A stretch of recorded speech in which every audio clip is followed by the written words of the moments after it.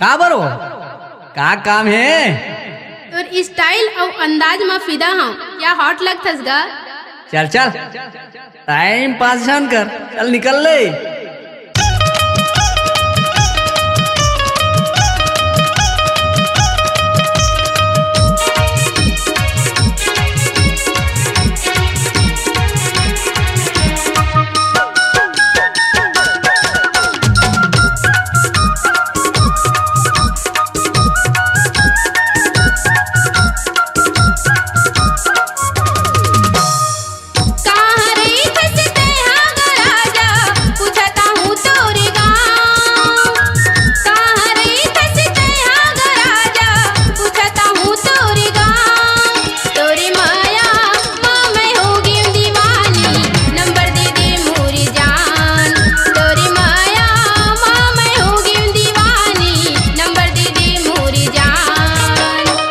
महादेव घाट रायपुरा में रहता पूछता बेमोर ना। महादेव घाट रायपुरा में रहता पूछता बेमोर ना। मैं रायपुरा के दीवाना या गोरी विकी ठाकुर मोरना। मैं रायपुर के दीवाना या गोरी टार्जन है मोरना।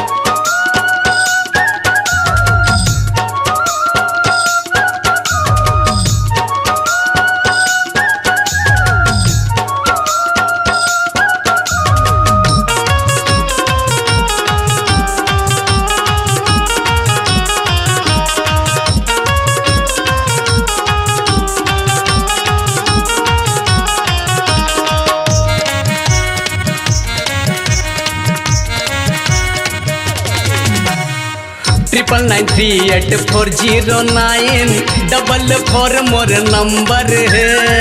महादेव घाट रायपुरा में रहता घनश्याम नगर मोर घर है।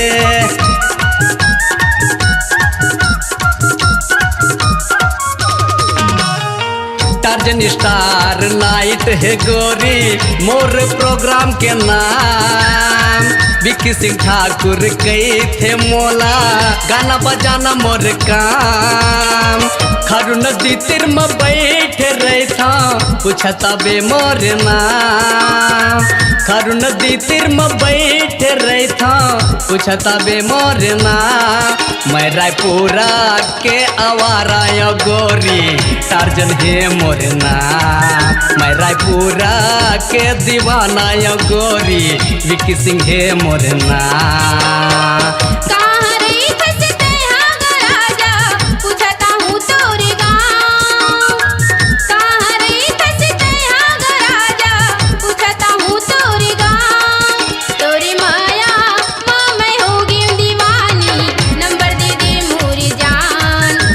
रायपुर के दीवाना या गोरी विकी सिंह है मोरना। तोरी माया माँ मैं होगी दीवानी, नंबर दे दे मोरी जान। मैं रायपुर के दीवाना या गोरी विकी सिंह है मोरे नाम।